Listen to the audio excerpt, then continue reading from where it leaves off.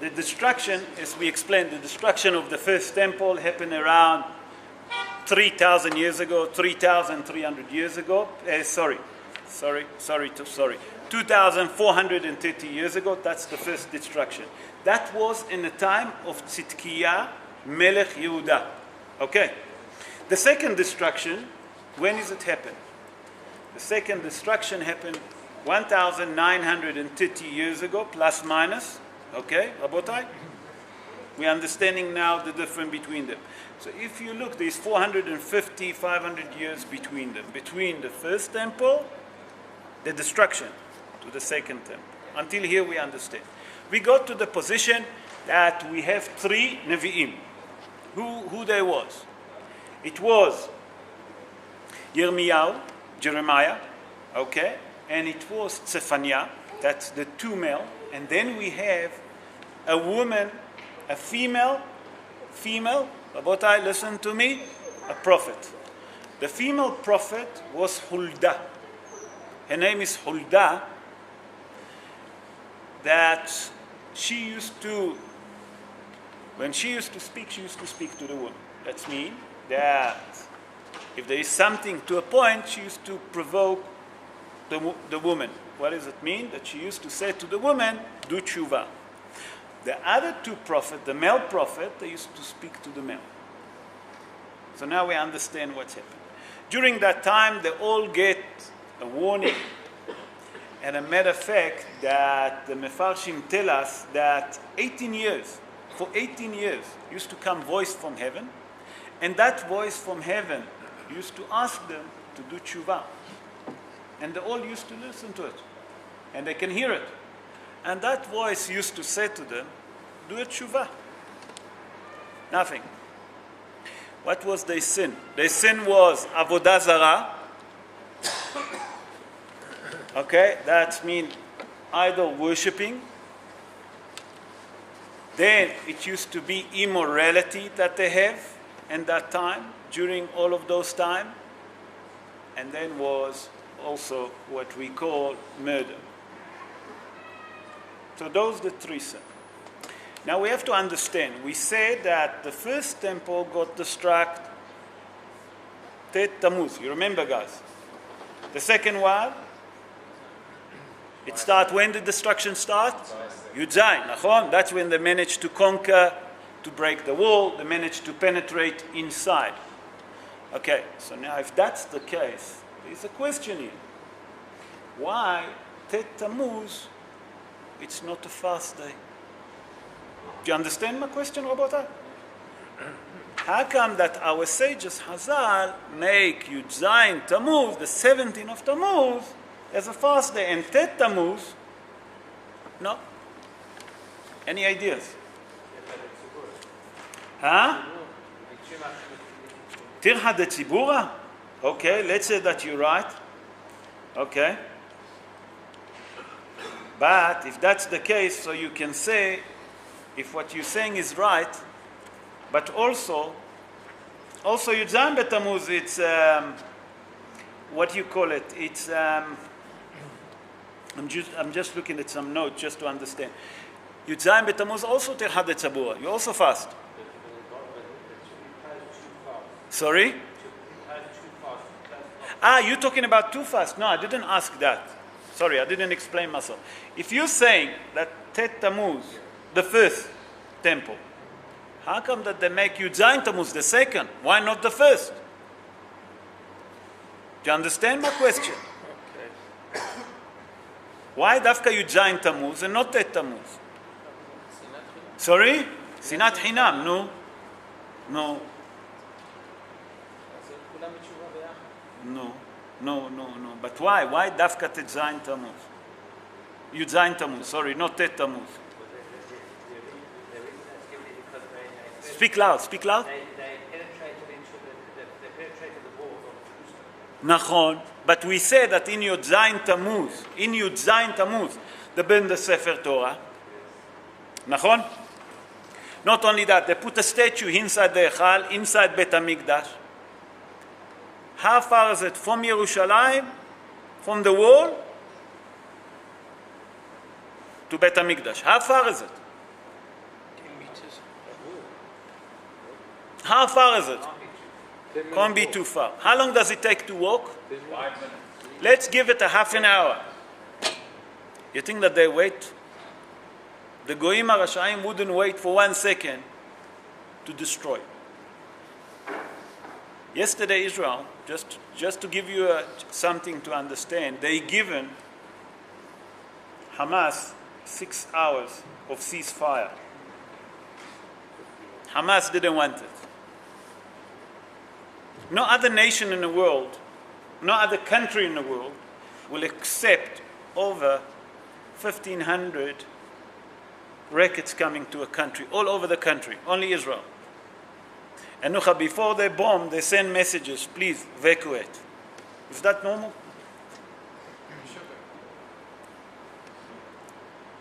You understand? So you think that when America bombed Afghanistan, you think that they care? They didn't care who's there, who's not. Believe me, they didn't send pamphlets. They didn't waste 100,000 phone calls to tell people to leave. So let's go back to where we was. When they managed to penetrate the walls, you think that they will wait? They waited for it for 3 years, For 3 years, Rabotai, 3 full years, Nebuchadnezzar was surrounding the city of Jerusalem. At that time, who was the king? Nebuchadnezzar. He was a wicked king, everyone knows. Not only that he was a wicked, he had no mercy. Not him and not Nebuchadnezzar. Who was Nebuchadnezzar? Sarat Tabahim. People today intend to think that Tabah is a chef, but not. The roots of the word Tabah, okay? Milshon Tevah. Tevah, it means to slaughter. Butcher. To become a butcher. The ministry of butchery. That was Nebuchadnezzar. Now we have to understand how come that Nebuchadnezzar sent Nebuchadnezzar to kill and not him. Do you have any idea? Nebuchadnezzar saw that his grandfather, in a time that he was surrounding the city of Jerusalem, he saw what's happened with the Jewish people. What's happened with the Jewish people? That when he surrounded, he couldn't penetrate in. And you have 180,000 people, soldiers, waiting to conquer the city. He couldn't. And he saw what's happened to his grandfather in Erev Pesach, that they all died, the Gemara tells us. So he was frightened. Even that for 3 years, he used to dream, and HaKadosh Baruch Hu send him a message. A voice used to come to him to go and to break the wall of Jerusalem, to conquer the city of Jerusalem. And matter of fact, the Midrash, and Midrash say Eved Ra. What it means? A wicked slave. Go destroy my own palace. Go destroy my own palace. HaKadosh Baruch Hu tell him. He was frightened. He sent his Nebuchadnezzar, his vice. And we know what's happened after they managed to conquer the city of Jerusalem. They managed to get in. Those 5 things that they done. But in the meantime, they start slaughtering. During the second temple, Rabbi Yohanan ben Zakkai, he was in that time. What's happened in the second temple? Rabbi Yohanan ben Zakkai was the Biryonim. What it means, the Biryonim? It was Bar Kochva, later on they call him Bar Kosiva, but they was in that time. And they managed, they say that we're not going to leave here without fighting. So the Jewish people wanted to go and speak to the Rome. No, it's not good enough. They wanted to fight. But they saw that the Jewish people have enough supplier for 21 years. Food, When I say food, it means that they have enough wheat to bake enough stuff. So what did they do? They burn it all. That the Jewish people now starting to go to starvation. That they say that the Jewish people used to eat, la'aleinu, the Midrash say, and also when we read it in Echa, Nashim Rahmaniyot, Mesri women,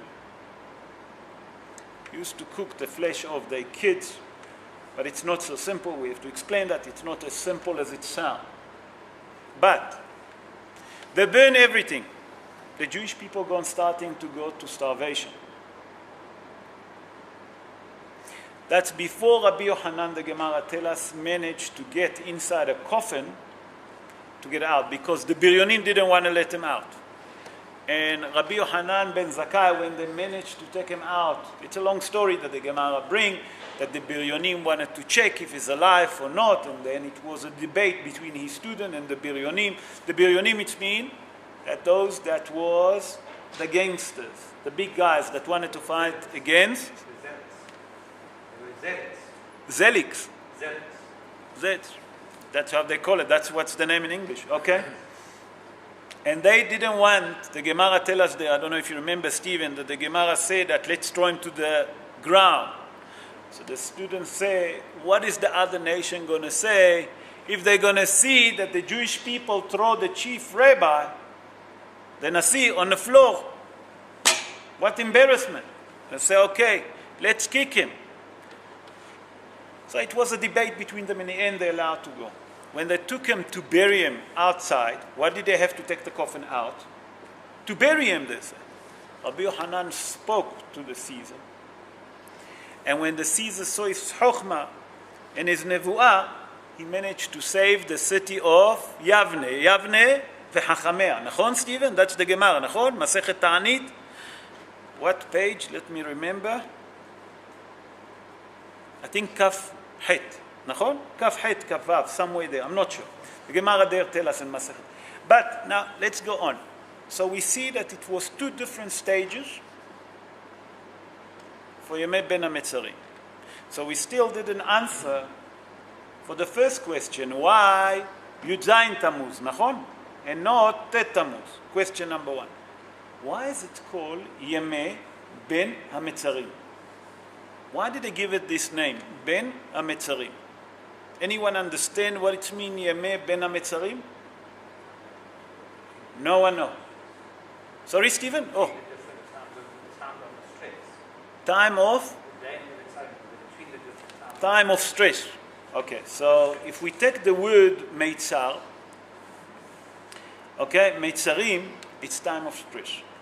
The Midrash tells us that from Yud Zayin Tammuz until Tisha B'Av. Until Tisha B'Av. So if you look at it, 5 things happen in Yud Zayin Tammuz, 5 things happen in Tisha B'Av, Nachon? What it means between these 2 months, this means there is Tammuz and there is Av. It's a bad time for the Jewish people. And the Midrash tell us, that Kol Mevakshea, what it means, Kol Mevakshea? That the people that want to do harm, they got the permission in that time to do harm. But let's go a bit deeper to understand. Those the time that Esav and Yaakov, they done a deal. You remember when Avraham Avinu died, you remember Yaakov Avinu made Nazid Adashim, a lentil.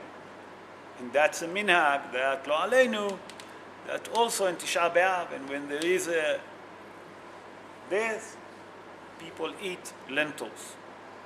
It's a minhag to eat an Erev Tisha B'Av, just before the fast, to eat lentils. From where do they learn it? They learned it from Yaakov Avinu. Yaakov Avinu and Esav have a debate. Which world to take? Esav say, give me this world. Yaakov say, no problem. I'll take the world to come. I'll suffer here a few thousand years and it will be finished. But it didn't finish there. which month going to be the luck on the top.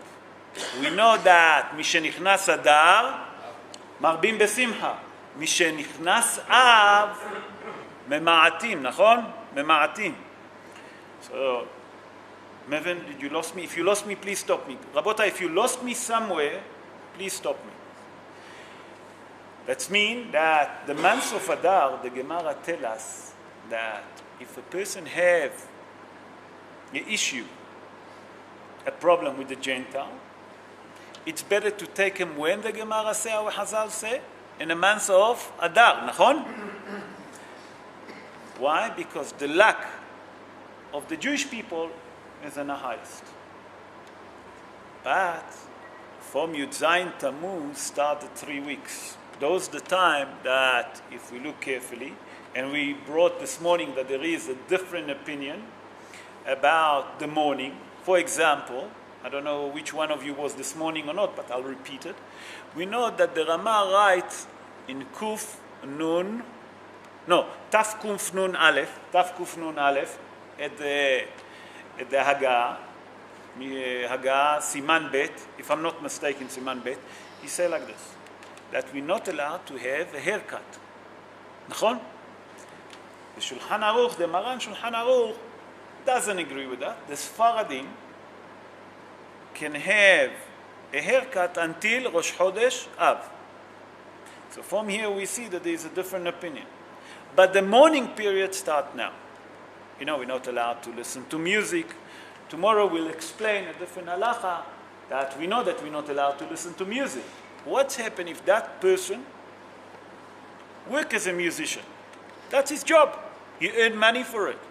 For example, you know, in the army you have the army orchestra, the army band.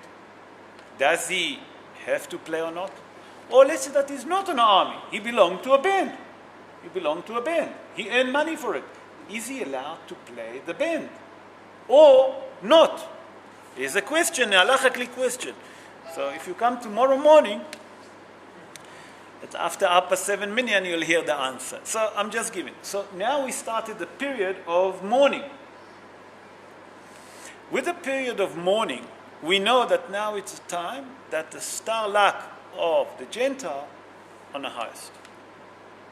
So not only that, that if a person have an issue that he have to go to court, a law issue, rather to try to postpone it, our sages tell us. It's not the right time. Nachon, Stephen, the Gemara also explained that. If you look at the Mefarshim, on those things, they tell us not to go now. So those... Against the Goy. Against Gentile. I say Gentile. Sorry, I'm going to say Goy? I'll say Goy. Sorry. No, Jew against the Jews, okay. Okay. Sorry. Jew against the Jews, okay. Jewish against Jewish, they should not have faribol in general. Okay, so let's leave the Jewish alone. But if there is Batei Din, you know what I'm saying? But rather, because the star luck of both of them is on the top in Adar, and the star luck of both of them down. Although you can contradict, Am Yisrael me'al Mazal, it's not for now. Let's carry on 1 second.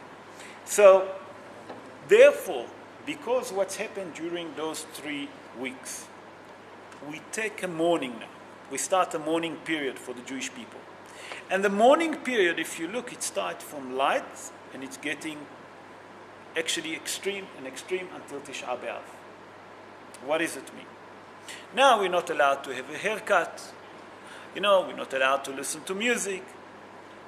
When it starts Rosh Chodesh Av, everyone agree that you're not allowed to have a haircut. Everyone agree that during this time you're not allowed to do any smahot. And here come nisuim. What it means nisuim? Wedding. I'm talking about wedding. We know that from Yud Zayin Tammuz, we're not allowed to have wedding. The Sfaradim say, if it's nisuim rishonim, and a person, it is first marriage, there is a leniency. Although the Ashkenazim more mahmirim. But from Rosh Chodesh Av onwards, nothing. No one agree. No one allowed. Not only that, then we're talking about laundry clothes. the Sfaradim say, Shavua shehal bo, it's all different, but we see that it's getting more and more extreme until Tisha B'Av. Not only that in Tisha B'Av himself, we sit and mourn. All day we mourn. Yud Zayin Tammuz, we don't mourn. We don't sit on the floor. We don't switch off the lights. Okay? There is a different opinion. Are you allowed to go to work or not? Sorry. What you asking, Joe? Because you said to me, okay, you understand? Although we're fasting. But there is a different fasting. If you look during those fasting of Yud Zayin B'Tammuz compared to the fast of Tisha B'Av, you see that there is many more leniency. In Tisha B'Av, it's a fast that over 25 hours.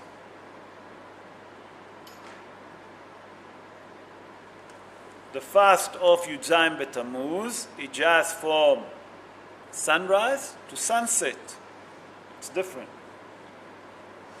So now let's go back to our question. Now we understand why it's called Yemei Ben HaMitzarim, because during those 3 weeks, Meitzar, it's a pain, it's agony that find the Jewish people. All what's happened to the Jewish people during those time.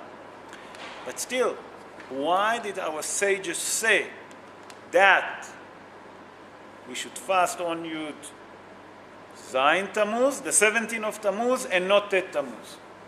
Now that I've given you all of those ideas, anyone have any idea? Rabotai?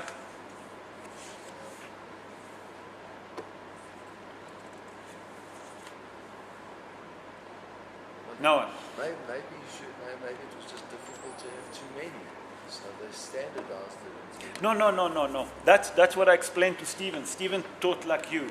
No, I'm not talking to have two tzomot, two fasting. I'm saying, if the whole God managed to conquer, okay, to break in Tet Tammuz. That's the first temple. The second temple was Yud Zayin Tammuz. How come?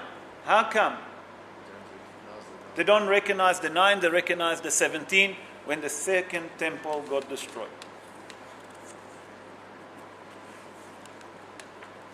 Okay, so the Midrash and our sages realize that what's happened in the second Churban, what it means, that in the second Churban, the second destruction of the temple was actually worse than the first temple.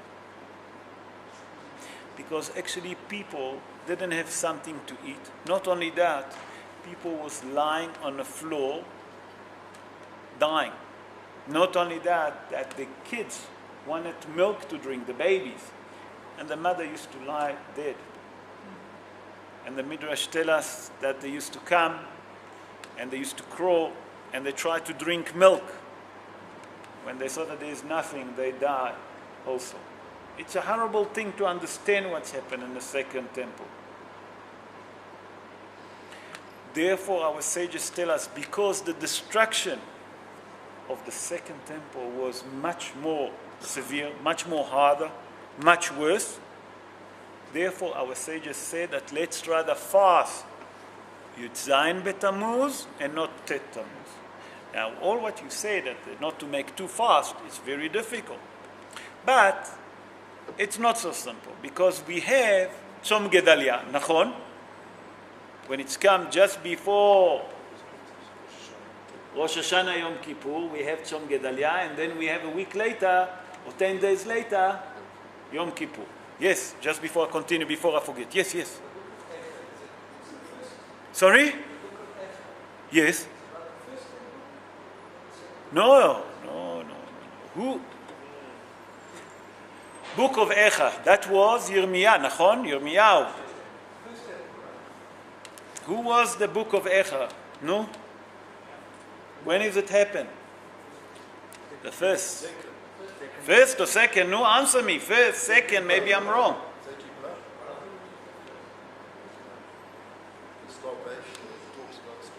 Nachon. Who was the king there? Nebuchadnezzar, Nachon. Nachon, Nebuchadnezzar. Remember, now you'll understand. Wait, I'm going to go step by step. Yirmiyah. Who was the king? Who was the king at that time? We say. You'll work it out yourself. Tzidkiyahu Melech Yehuda, we say. Nachon? After that was Tzefaniah, that was with Yirmiyahu. You know, by the way, I forget to mention before I get to it. You know that few times the Jewish people almost killed Yirmiyahu because he used to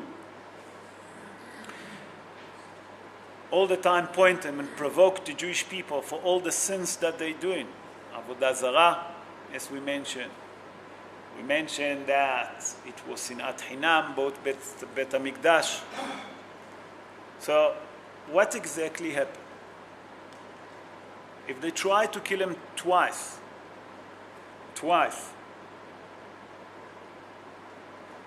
sorry, they tried to kill him number of times, not twice.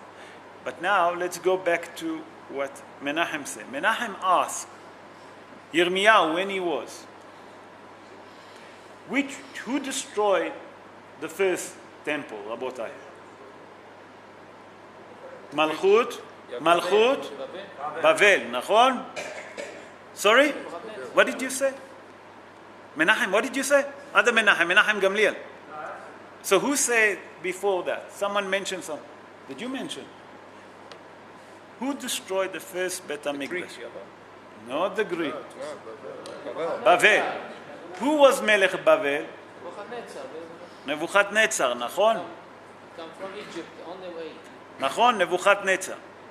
That was the first destruction. That help you now?